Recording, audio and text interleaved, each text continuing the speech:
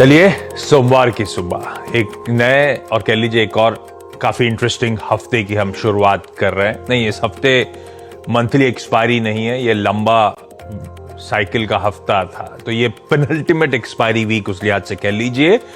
लेकिन नजरें इस हफ्ते ज्यादातर रहेंगी ग्लोबल संकेतों पर।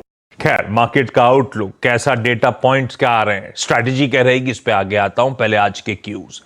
एसजीएक्स निफ्टी तो खैर सुबह से आप देख ही रहे होंगे, 1/3 से आधे % के दबाव के साथ इस हफ्ते की शुरुआत करने के इंडिकेशंस सिंगापुर से आते हुए।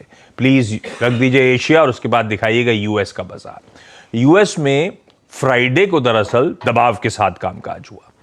तीनों बेंचमार्क्स 3/4 से 1.25% का दबाव था और वही लिंगरिंग कंसर्न्स थी यूएस बैंकिंग सेक्टर के हालात को लेकर, जो मार्केट के मूड पे हावी हो रही थी। पर आज सुबह थोड़ी सी तस्वीर फ्यूचर्स की बदली है, क्योंकि एक ब्रेकिंग न्यूज आप कल शाम से देख रहे हैं, आज सुबह टिकर टीम ने फिर अपडेट करना शुरू करा था, वो क्रेडिट स्विस रिलेटेड डेवलपमेंट्स। उस पर नीरज जी से अभी बातचीत कर लेंगे और उसके चलते यूएस के फ्यूचर्स अभी इस समय आधे से 2/3% मजबूती के साथ ट्रेड कर रहे हैं। नीरज जी, क्या डेवलपमेंट्स हैं भाई? खूब वॉलेटिलिटी देखने को मिल रही है। हाँ, बहुत ज्यादा।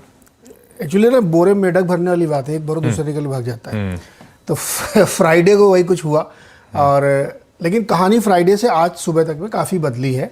तो पहले इसको समझ लेते हैं, फिर फ्राइडे। जो इस वक्त की सबसे बड़ी खबर है कि क्रेडिट स्विस जो बिल्कुल बर्बाद हो गया था बैंक, उसको यूबीएस खरीदेगा $3.3 बिलियन में।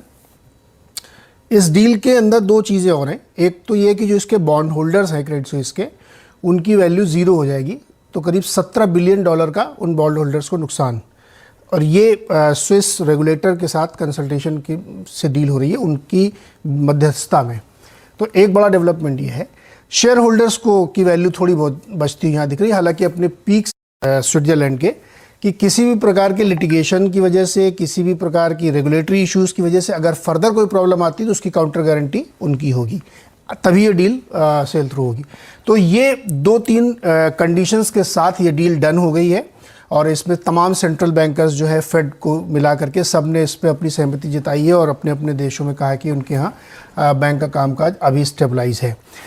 अब इसमें एक ही कैच अभी है थोड़ा सा, हालांकि डील हो ही जाएगी, कोई संभावना नहीं है, कि अगर स्वैप्स जैसे यूबीएस के सीडीएस में बहुत तेज उछाल आता हुआ दिख रहा है। सीडीएस मतलब कि बॉन्ड की एक तरीके से इंश्योरेंस समझ लीजिए, अगर बॉन्ड आपका बहुत रिस्की होगा तो स्वैप के दाम बढ़ जाते हैं। तो 30-40% का राइज हो चुका है यूबीएस के स्वैप्स में, क्योंकि यूबीएस एक कचरा खरीद रहा है, तो उस कचरे की वजह से उसके अपने बॉन्ड का स्वैप बढ़ता जा रहा है। तो अगर ये बहुत बढ़ेगा तो अगेन यूबीएस प्रॉब्लम में आ जाएगा। तो ये एक कॉन्टूर है, इसको ध्यान में रखेंगे। लेकिन डील ऑलमोस्ट डन हो गई। तो एक तो बड़ी बात ये हुई है। दूसरी बड़ी घटना ये हुई है कि अमेरिका ने जो 7 दिन का उनका क्रेडिट फैसिलिटी थी स्वैप की, वो पूरे सभी बैंकों के लिए उन्होंने 1 दिन के लिए खोल दी है। यानी जब आपको डॉलर में पैसे चाहिए तो 7 दिन की बजाय 1 डे के स्वैप पे आप ले सकते हैं। ये बहुत बड़ी राहत है, क्योंकि बहुत सारे बैंकों को अपनी ऑब्लिगेशन मीट करने के लिए डॉलर नहीं मिल रहे थे फॉरेन में, तो अब उनको ये डॉलर आराम से मिलेंगे। तो दूसरी एक बड़ी घटना ये हुई है। तीसरी बड़ी घटना चाइना में ये हुई है कि उन्होंने अपने करीब 11 बिलियन युआन का पैसा सिस्टम में डाला है और लोअर रेट पे डाला है। तो ये एक बहुत बड़ी बात हुई और सिमिलर एक्शन जापान की तरफ से देखा जा रहा है। यानी पूरी दुनिया के सेंट्रल बैंकर्स सिस्टम में पैसा झोंक रहे हैं जिससे कि बैंक्स डिफॉल्ट न करें। तो ये तो कहानी हो गई आज सुबह तक की, जिसकी वजह से आप डाउ फ्यूचर्स और सब फ्यूचर्स ऊपर देख रहे हैं। लेकिन शुक्रवार को मार्केट में भयानक गिरावट हुई, क्योंकि ग्लोबल बैंकिंग सिस्टम बुरी तरीके से खराब हो चुका है। और जानकारी के लिए बता दूं कि इस हफ्ते कम से कम 2 और यूरोपियन बैंक बुरी तरीके से फंसने वाले हैं, तो सेंट्रल बैंकर्स को उसके लिए भी तैयार रहना चाहिए। तो ये ग्लोबल संकट जो बैंकिंग का, ये अभी खत्म नहीं हुआ है। ये सिर्फ एडमिनिस्ट्रेटिव स्टेप्स की वजह से आपको कंट्रोल दिख रहा है, लेकिन सिचुएशन बहुत बुरी है।